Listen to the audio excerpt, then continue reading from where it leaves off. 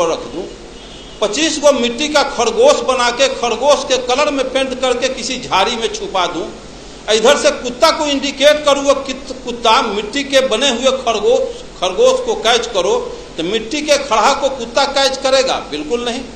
मिट्टी के चूहा को बिल्ली कैच करेगी? बिल्कुल नहीं। जब मिट्टी के चूहा को बिल्ली नहीं कैच कर रही है, मिट्टी के खरगोश को कुत्ता कैच नहीं कर रहा है, लेकिन हम मानो माटी के हनुमान, शिव, शंकर, दुर्गा, पार्वती, गणेश बना के पेंट पोचारा करके लंगावटा साया साड़ी ब्लाउज पहना के हम कर जोड़ के गिड़गिड़ाते हैं कि हे हनुमान जी, हे दुर्गा जी, हम पर कृपा करो।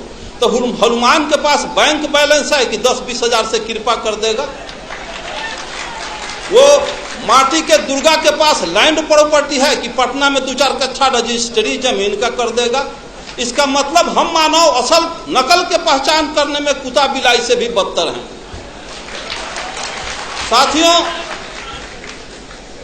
आप अच्छी तरह से जानते हैं व्यवहार में, लेकिन ज्ञान के अभाव में हम रियलिटी पर नहीं पहुंच पाते हैं।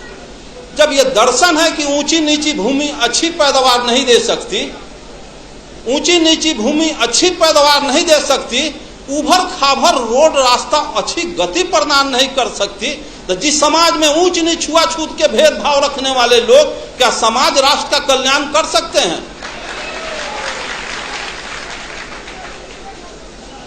ब्राह्मणवाद का सबसे बड़ा हथियार शराब और वरदान। ऐसे क्यों हो गया? तो फलाना ऋषि का शराब था। ऐसे क्यों हो गया? तो फलाना ऋषि का वरदान था। शराब और वरदान में पूरा 90% बैकवर्ड आकंठ डूबा हुआ। मैं पूछता हूं, जिसको बाबा साहब अम्बेडकर ने कहा है कि जो कौम अपने पूर्वजों का इतिहास नहीं जानता, वो कौम अपना भविष्य निर्माण नहीं कर सकता। एक्चुअली मार्क्स ने कहा है कि पॉलिटिकल पावर, मार्क्स ने कहा है कि Marx told that revolution engine of history, क्रांतियां इतिहास की इंजन होती है। भारतीय परिवेश को समझा। यहाँ 3 बीमारी थी और बीमारी के पहले डॉक्टर दवा का इन्वेंशन नहीं करता, बीमारी के बाद दवा बनती है। भारत में 3 बीमारी है जिसका नब्ज पहचानने का काम ज्योतिबा फुले, पेरियार रामास्वामी नायकर, बाबा साहब अम्बेडकर और जगदेव प्रसाद ने किया। और जर्मनी में, इंग्लैंड, फ्रांस, रूस, चीन में 2 बीमारी थी। और पूंजीवादी और सामंती व्यवस्था, यहाँ जातीय व्यवस्था भी, ब्राह्मणवादी व्यवस्था भी है। इसलिए यहाँ का मार्क्सवाद बाबा साहब अम्बेडकर, लेनिन, जगदेव प्रसाद। तो मैं पूछता हूं कि जब ऊंची नीची भूमि अच्छी पैदावार नहीं दे सकती, उसी तरह से इतिहास जानो। 712 ईस्वी में अरब के ब्राह्मणवाद का यही तकाजा है, यही बहुत बड़ा कि शिव के त्रिशूल से बचबा, विष्णु के चक्र से बचबा, इंद्र के वज्र से बचबा, जम के दंड से बचबा, लेकिन पंडित जी के शराब से न बचबा।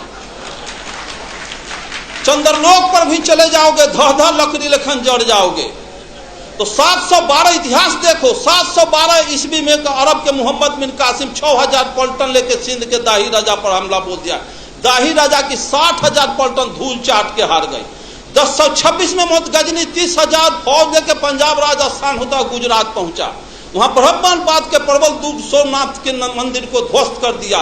3 लाख क्षत्रिय सेना हार गए। हिस्ट्री में पढ़ा था, सभी देवी देवता सोने चांदी के थे। 80 गो खच्चर, गधा, हाथी पर गजनी, सभी शिव, शंकर, दुर्गा, पार्वती को सोने चांदी को ढाह के मार मुकदर के कचूमर निकाल के ले गया अफगान। फिर 1193 में गोरी के 12,000 फौज के सामने पृथ्वीराज चौहान के 80,000 फौज धूल चाट के हार गई। सभी मंदिरों को ढा दिया, देवी देवता कबाड़ के ले गया। फिर पानीपत की पहली लड़ाई 1526 में त्राइन के युद्ध में बाबर के 12,000 फौज के सामने राणा संगा की 60,000 फौज धूल चाट के हार गई। तो एक तरफ कहते हो कि शिव के त्रिशूल, विष्णु के चक्र, इंद्र के वज्र, जम के दंड से बचोगे, पंडित के शराब से न बचोगे। तो 712 में हार गए, 1026 में हार गए, 1193 में हार गए, 1526 में हार गए। देश गुलाम हो गए, देवी देवता लूट गई, बहु बेटी लूट गई, मार के गजरा मुल्ली की तरह काट दिया गजनी।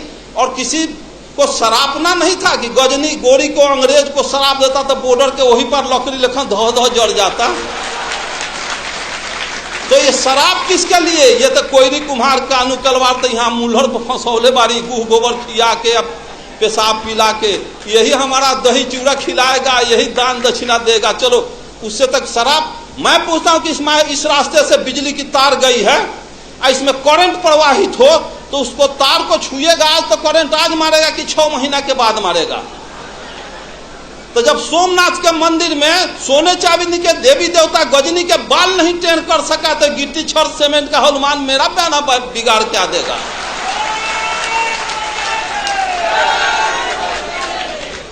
और यहाँ के मूलवासियों का एक ही उपाय है, जो मेश्राम साहब का तो सुने ही और सुनेंगे। जिस स्थिति में आर्यों के पोजीशन में हैं, आर्य जिस पोजीशन में हैं, सिर्फ वही पोजीशन जो पोजीशन सर्प और चूहा का है।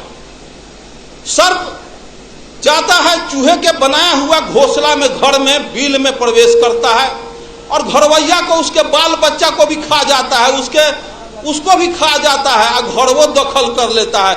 उसी तरह से यहाँ के आर्य बाहर से आया और यहाँ के मूलवासी घरवैया को खा गया, आज भी खा रहा है, घरवो दखल कर लिया, 90% बैकवर्ड गुलाम बना हुआ। इसको सोचना होगा, समझना होगा, जानना होगा। दुनिया के सारे लोग ब्राह्मणवाद के अतिक्रम को समझ गए कि यहाँ के बैकवर्ड मूलवास अनुसूचित जाति के लोग नहीं समझे। 1945 में हिरोशिमा नागासाकी पर परमाणु बम गिरा तो ब्रिटेन के प्राइम मिनिस्टर चर्चिल का हृदय पिघल गया कि हिरोशिमा में, जापान में लाखों आदमी के निधन पर। तो इंटरनेशनल कमेंट किया चर्चिल और कहा कि हम अमेरिका को समझदार समझते थे लेकिन अमेरिका समझदार नहीं निकला। किसी राष्ट्र को बर्बादे करना था तो परमाणु बम काहे लग गिराया? भारत से 4 गो ब्राह्मण लेके जापान में बसा देता, उसका सर्वनाश कर देता। तो 4 ब्राह्मण किसी राष्ट्र को बर्बाद कर सकता है। और जिस देश में घरे घरे ब्राह्मण बसा, अगुआड़ा पछुआड़ा ब्राह्मण मरवा गाड़ के छोड़ जात, सत्यनारायण झूठनारायण अंगना में बोला करके अपन कार्य को संपादित करता है, उस देश के बैकवर्ड को कभी कल्याण होने वाला है? पिछड़ा का कल्याण होने वाला है? जब 1919 में ब्रिटिश सरकार अधिनियम 7 के तहत ब्राह्मणों को जज बनने पर प्रतिबंध लगा दिया और यह कहा कि इनके अंदर न्यायिक चरित्र नहीं होता है, तो ब्राह्मण के सारे अतिक्रम को अंग्रेज मुगल समझ गए, लेकिन यहाँ के माँ आज तक मूलवासी नहीं समझे हैं, जिसका नतीजा 90% 85% होने के बाद भी 10% सवर्णों आर्यों का हम चमचागिरी कर रहे हैं। साथियों,